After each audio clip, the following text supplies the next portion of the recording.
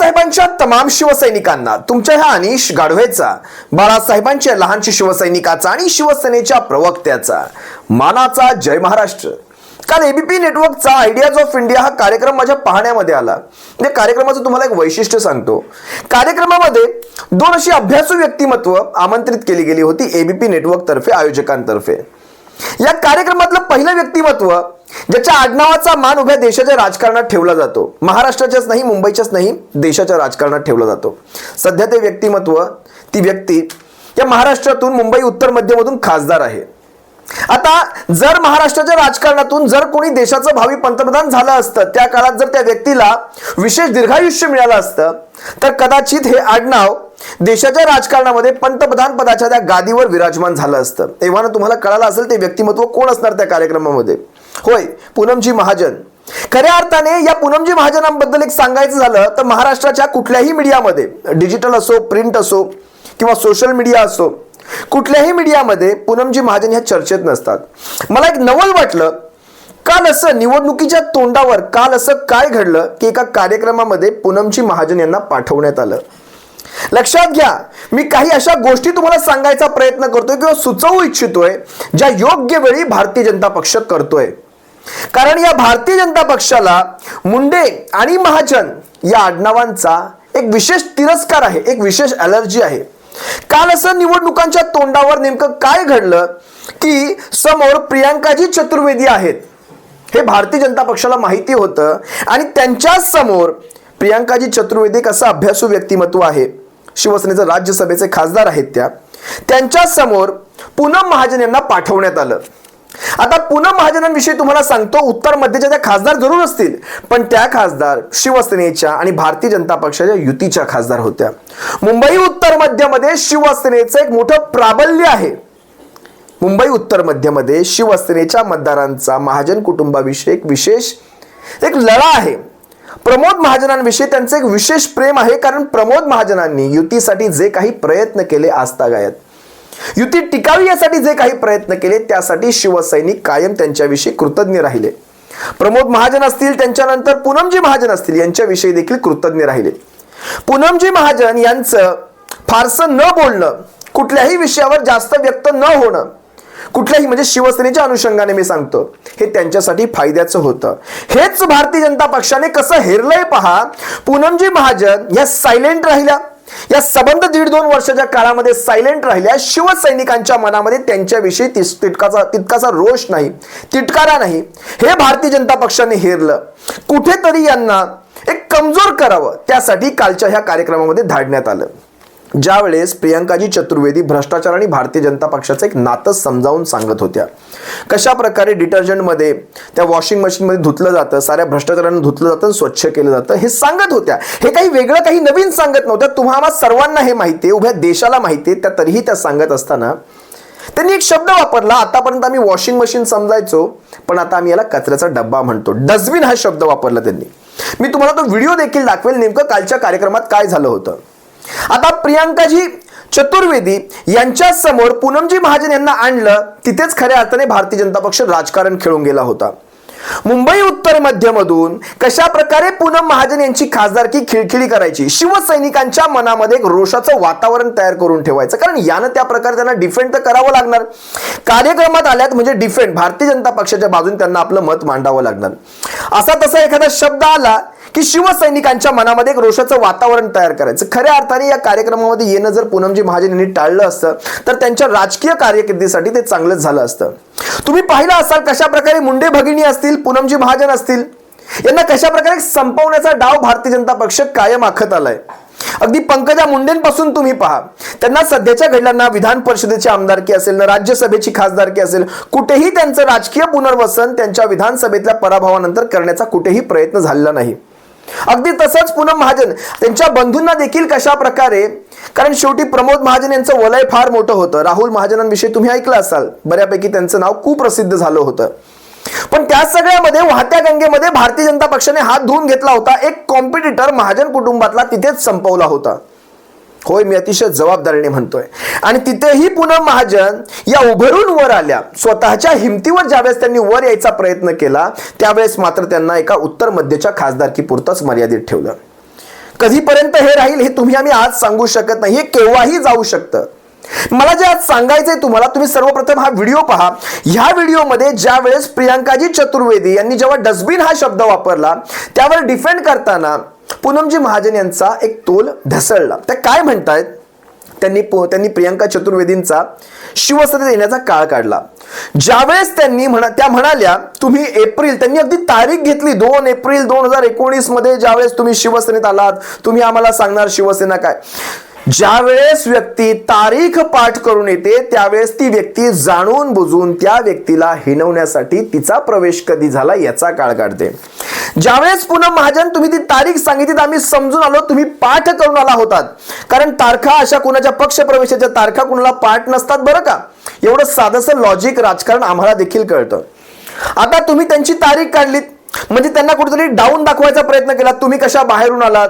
अहो काहीतरी आपल्या गिरेबांमध्ये झाकून पहा. पूनमजी महाजन ताई, तुमच्या पक्षामध्ये दर मिनिटाला नव्या भ्रष्टाचाराला परमिशन मिळत असते आत येण्याची. आजाव अंदर धुतलेले आहेत का, डाग सगळे साफ झालेले आहेत?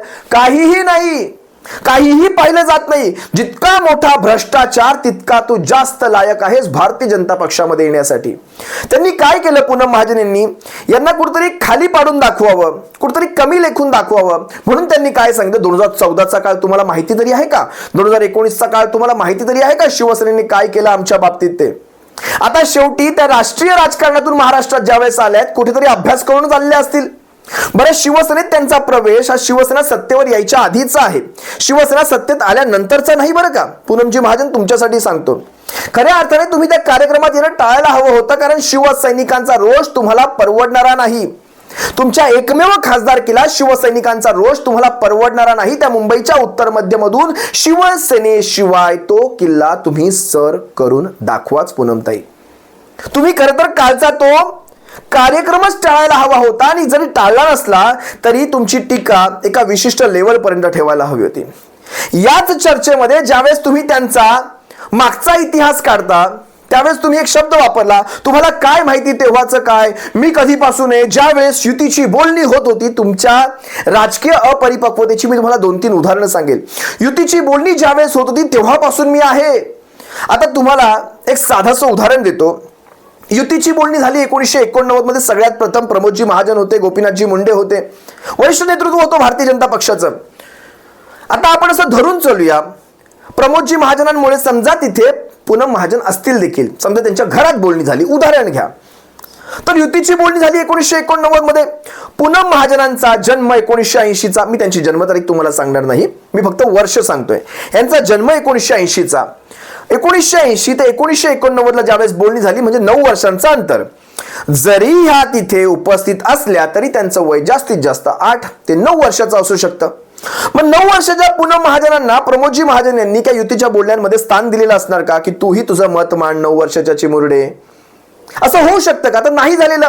मग कशाला हे मोठमोठे फेकायचे, आम्ही तिथे होतो. अहो तुम्ही हे बघा, तुम्ही ते मागे जाऊन 90 मध्ये 89 मध्ये काय झालं हे पाहू नका. तुम्ही आता हे पहा की सध्याच्या घडीला भारतीय जनता पक्षामध्ये जे टघे प्रवेश करतायत त्यावर आपल्या पक्षाच्या पक्षश्रेष्ठींवर कुठेतरी अंकुश असावा याचा प्रयत्न करा. त्या प्रियांका चतुर्वेदींना कुठला काळ सांगताय तुम्ही? आणखी तुम्हाला एक गोष्ट सांगतो, प्रियांकाजी चतुर्वेदी ज्यांनी ज्यावेळेस इंदिरा गांधींची एक तारीफ केली, ह्यांनी एक वाक्य काढलं, हे देखील राजकीय अपरिपक्वतेचंच उदाहरण होतं, की म्हणाल्या तुम्ही इंदिरा गांधींची तारीफ करताय, कदाचित तुम्हाला तुमच्या जुन्या पक्षाची आठवण आली असावी. खऱ्या अर्थाने तुम्हाला एक गोष्ट सांगतो, ही गोष्ट कदाचित तुम्ही नाही उभा भारतवर्ष ही गोष्ट मान्य करतो की इंदिरा गांधींना काँग्रेसच नाही या भारतातल्या सगळे राजकीय पक्ष त्यांना मानतात. कारण इंदिरा गांधी एक सगळ्यात स्ट्रॉंग मजबूत पंतप्रधान राहिलेले आहेत, मजबूत पंतप्रधान. आणि ही गोष्ट विरोधक देखील मानतात. कारण इंदिरा गांधी जर नसत्या तर कदाचित आज आपलं मरण झालं असतं दोनही बाजूने, इकडून पाकिस्तान इकडून पाकिस्तान. या एवढ्या मोठ्या युद्धामध्ये 1971च्या युद्धामध्ये भारताचा जो घवघवीत विजय झाला त्याच्यासाठी हे नेतृत्व देखील तितकंच कारणीभूत होतं. मी सैन्याचं तितकंच आभार मानेल पण इंदिरा गांधींचे देखील तितकेच आभार मानेल, कारण ते नेतृत्व देखील मजबूत असणं त्यावेळेस गरजेचं असतं. कुठलाही सरकार असो, इंदिरा गांधींच्या कर्तृत्वावर कधीही प्रश्नचिन्ह तयार आजता गायत जर तुम्हाला विचारलं की भारताच्या सगळ्यात मजबूत पंतप्रधानाचं नाव सांगा, तर तुमच्या तोंडावर इंदिरा गांधींचंच नाव येईल. अजून देखील तेच नाव येईल. भविष्याचं मला माहिती नाही. मग विचार करा, हे एवढं कोत्या मनाचं लक्षण त्यांनी तिथे दाखवलं. आणखी एक तुम्हाला महत्वाची गोष्ट सांगतो. सगळ्यात अपरिपक्वतेचं उदाहरण आजता गायत मला महाराष्ट्राच्या राजकारणात सापडलं नव्हतं. यांनी एक वाक्य वापरलं की मी आजपर्यंत हा प्रश्न बऱ्याच जणांना विचारला, पण मला कुणीही उत्तर दिलेलं नाही. माझे कान टवकारले त्या ठिकाणी. कुठला प्रश्न विचारला असेल बरं? असं काय विचारलं की शिवसैनिकांनी उत्तर दिलं नाही, कुठल्याही स्पोक पर्सनने, कुठल्याही प्रवक्त्याने उत्तर दिलं नाही, आणि शेवटी म्हणतात उद्धव साहेबांनी देखील मला याच्यावर उत्तर. आता तर मी म्हटलं आता हा प्रश्न मी ऐकणारच. काय प्रश्न आहे नेमका? कुठल्या प्रश्नावर? अरे म्हटलं, असे प्रश्न जर तुम्ही एखाद्या सोशल मीडियावर जरी टाकले असते ना, आमच्यासारख्या हजारोंनी याचं उत्तर दिलं असतं, तरी देखील या प्रश्नाचा जो कुठला प्रश्न असेल त्याचं उत्तर मी तुम्हाला देणार. यांचा प्रश्न मी ऐकला. काय म्हणतायत? 2019ला ज्या वेळेस आपलं सरकार आलं होतं, 19 मध्ये आपण एकत्रित निवडणुका लढवल्या होत्या, त्या अगोदर जेव्हा महापौर पदाच्या निवडणुका झाल्या होत्या, अडीच वर्षांनी महापौर बदलले जातात. हे कुठल्या महापौर पदाचं त्यांनी काय स्पेसिफिक तिथं म्हटलेलं नाही, पण त्या म्हणतात महापौर. मी धरून चालतो हे मुंबई महानगरपालिकेच्या महापौर पदाविषयीचं म्हणत असतील. महापौर पदाची ज्यावेळेस 2.5 वर्षाची टर्म तुमची संपत होती, नोव्हेंबरमध्ये संपत होती, त्यावेळेस तुम्ही असं का नाही म्हटलं बरं? कारण उद्धव साहेब तर म्हणायचे समसमान 50-50%. त्यांनी 50-50 वर जास्त जोर दिला. जिथे की ते आयोजकांपैकी कोणतरी एक म्हणत होतं 2.5%, म्हणजे ते काय 2.5 वर्ष असं काहीतरी म्हणत होते. नाही म्हणतात, लेट मी क्लिअर इट. म्हणतात 50-50%. ज्यावेळेस उद्धव साहेब म्हणत होते समसमान सत्तेचं वाटप असलं पाहिजे, मग 2.5 वर्षाचं महापौर पद तुमचं झाल्यानंतर तुम्ही भारतीय जनता पक्षाला का नाही दिलं? मला नवल वाटलं. इतकी राजकीय अपरिपक्वता, तीही महाजनांच्या घरामध्ये. यांना हेही माहित नसावं 2019 मध्ये ज्यावेळेस उद्धव साहेबांनी युतीची बोलणी झाली, अमित शहा आणि उद्धव साहेबांमध्ये, शिवसेनेच्या पक्षप्रमुखांमध्ये ज्यावेळेस युतीची बोलणी झाली, ती युतीची बोलणी 2019च्या विधानसभेच्या निवडणुकांपुरती होती. आणि त्याच्यामध्ये जे समान सत्तेचं वाटप, 50-50% हिस्सेदारी, आपण सगळं इक्वली वाटून घ्यायचंय, हे सगळं विधानसभेच्या ज्या निवडणुकांच्या निकालानंतर जी काही सत्ता येणार होती, त्या सत्तेसाठी, मुख्यमंत्री पदासकटसाठी त्यांची ही बोलणी होती. या त्यांनी 17-18चं महापौर पद काढलं. ते महापौर पद 2.5 वर्ष. तुम्हाला एवढंही साधं माहित नसावं की ती निवडणूक शिवसेना ही वेगळी लढली होती, ही भारतीय जनता पक्षाच्या युतीत लढलेली नव्हती. शिवसेना असेल, भारतीय जनता पक्ष असेल, राष्ट्रवादी असेल, काँग्रेस असेल, हे सारे पक्ष हे वेगळे लढले होते. मुंबई महानगरपालिकेचं सांगतोय मी. शिवसेनेने स्वतःच्या 91 ते 92 जागा निवडून आणल्या होत्या, भारतीय जनता पक्षाने 81 जागा निवडून आणल्या होत्या. शिवसेनेचं अपक्षांना घेऊन सरकार स्थापन झालं होतं. यांनी काय सांगितलं त्यावेळेस? आम्ही बाहेरून पाठिंबा देऊ, किंवा आम्ही बाहेरून पाठिंबा नाही बरं का, मला वाटतं त्यावेळेस यांनी असं सांगितलं होतं की आम्ही बाहेरून चौकीदाराची भूमिका, आम्ही एक वचक ठेवू सरकारावर, बाहेरून आम्हाला सत्तेत यायचंच नाही, आम्ही बाहेर राहून असं एक वचक ठेवू, अंकुश ठेवू सरकारावर. अशा प्रकारची यांची मोठी विधानं होती, यांच्या वल्गना होत्या, यांच्या वरिष्ठ नेतृत्वाच्या वल्गना होत्या. आम्ही पेहेरेदाराच्या भूमिकेत राहू, पहारेकरी म्हणून राहू, वगैरे. तुम्हाला आठवण असेल ज्यावेळेस मुंबई महानगरपालिकेचा महापौर ठरवला जात होता, किशोरीताई पेडणेकर महापौर होत होत्या.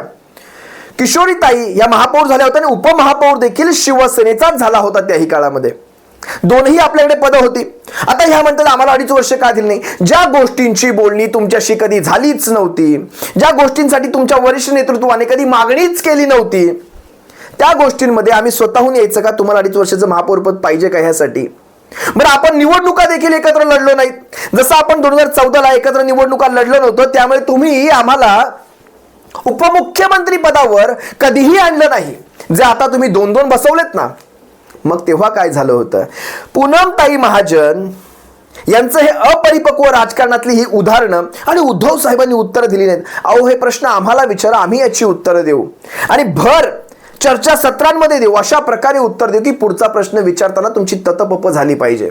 तुम्ही एकदा हा व्हिडिओ पहा, नेमकं त्या व्हिडिओमध्ये म्हणाल्या काय होत्या, एकदा हा व्हिडिओ पहा. अशोक चव्हाण को क्लीन चिट मिल जाता है, 40 साल से कांग्रेस पार्टी में रहे, उनके पिताजी भी चीफ मिनिस्टर रहे, और ये मैं नहीं कह रही हूँ, इनके खुद के पार्टी के कार्यकर्ता कह रहे हैं 26, 27, 27 साल हमने पार्टी में रहकर काम किया, और जिनके ऊपर आपने पूरा आदर्श स्कैम का घोटाला लगाया, वो आपके राज्यसभा उम्मीदवार होकर 24 घंटे के अंदर अंदर। तो 97% जो हैं आप ED/IT केसेस पॉलिटिकल ओपोनेंट्स पे लगा रहे हैं, और वो जैसे ही बीजेपी में शामिल हो जाते हैं तो वो वॉशिंग मशीन धुल जाती है। अब तो वॉशिंग मशीन नहीं रह गया, वो तो डस्टबिन बन गया है, और आप उनका इस्तेमाल कर कर आप सरकारें गिरा रहे हैं। तो ये लेफ्ट आइडिया हुआ या राइट आइडिया ऑफ इंडिया हुआ? पता नहीं। सबसे पहले मुझे बहुत अच्छा लगता है कि प्रियंका जी बहुत ज़ोरों शोरों से इंदिरा जी के बारे में कह रही हैं। इंदिरा जी को हम सब सम्मान करते हैं, उनको अपनी पुरानी पार्टी की भी यादें ताज़ा करनी होती, क्योंकि अभी वो अलायंस में चली गई है। Prime minister, it's a bit unfair of you know to no, pull I back. Am saying we both respect her, so that's let me put it this way. Thank you. And उसके बाद वो जब शिवसेना के बारे में बात करती है, उनको क्या पता 2014 में शिवसेना ने क्या किया, 2019 में शिवसेना ने क्या किया। एक तो आप उस कमरे में बैठी हुई थी ना, मैं उस कमरे में बैठी हुई थी, लेकिन मैं उस प्रेस कॉन्फ्रेंस में भी थी और मैं सब जगह थी। मैं तो सालों से पहली शिवसेना और भारतीय जनता पार्टी की अलायंस हुई तो सबसे पहले मैं थी। As being Poonam Pramod Mahajan, I have seen it. और ये जो रघुकुलती, ये जो आपकी सारी सदा रीत चली आई, प्राण न जाए, तो आपने वचन जब 50 आपने फिर से एक बार वो प्रियंका जी देखना चाहिए प्रेस कॉन्फ्रेंस जहाँ पे बात हुई थी 50-50% की, ऐसे उन्होंने कहा। तो 50-50% की जब बात हुई, जब हम चुनाव लड़े और हमारी 2.5 साल, मतलब 2.5 साल 50-50%। Let me just clear it. See 2.5 साल का सीएम नहीं कह रही हूँ मैं, उन्होंने पहले उद्धव जी ने कहा 50-50%। ओके। हम हर चीज़ में आधे आधे भाई इकट्ठे रहेंगे।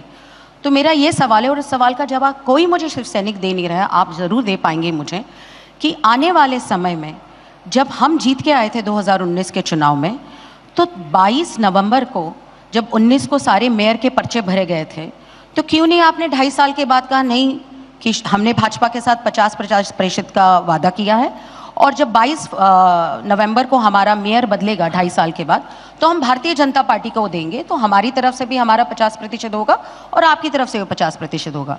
जो चीज़ हमें पता नहीं है उस पर ऐसे ही अटकलें चलती रहेगी, तो यही राजनीति होगी। और मैं ये सवाल, आपने इतने सारे सवाल उठाए और उनको इनका कहना होता है कि ऑपोजिशन में इनको बोलने नहीं देता है, तो आज उनको ये भी पता चला उनको ज़्यादा बोलने के लिए मिला है। आपने बहुत सारे ऐसे निर्णय कहे कि 2019 में क्या हुआ। ये आपको मैं फिर से दिल से कहना चाहती हूँ कि उद्धव जी इस सवाल का अब तक जवाब नहीं दे पाए। मैं उनका सम्मान करती हूँ, मैं हर चीज़ का सम्मान करती हूँ। आप हर वक्त ये सवाल पूछते हैं कि इनकी अलायंस हुई कि नहीं, उनकी अलायंस हुई नहीं। पीठ पे छुरा 2014 में हम अलग क्यों हुए, 2009 के चुनाव में शिवसेना और भाजपा के साथ क्या हुआ था, 2004 में क्या हुआ था।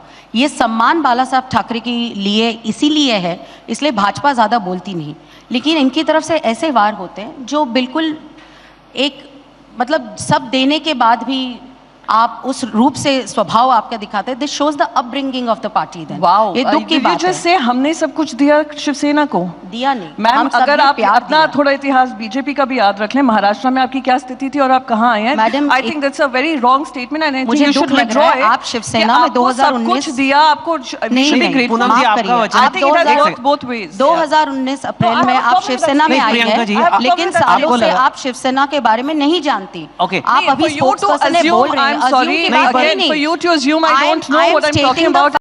व्हिडिओ पाहिल्यानंतर फक्त एवढंच वाटतं की मुंडे भगिनी असतील, पूनमजी महाजन असतील, त्यांनी आपला वैचारिक वारसा तसाच ठेवला पाहिजे।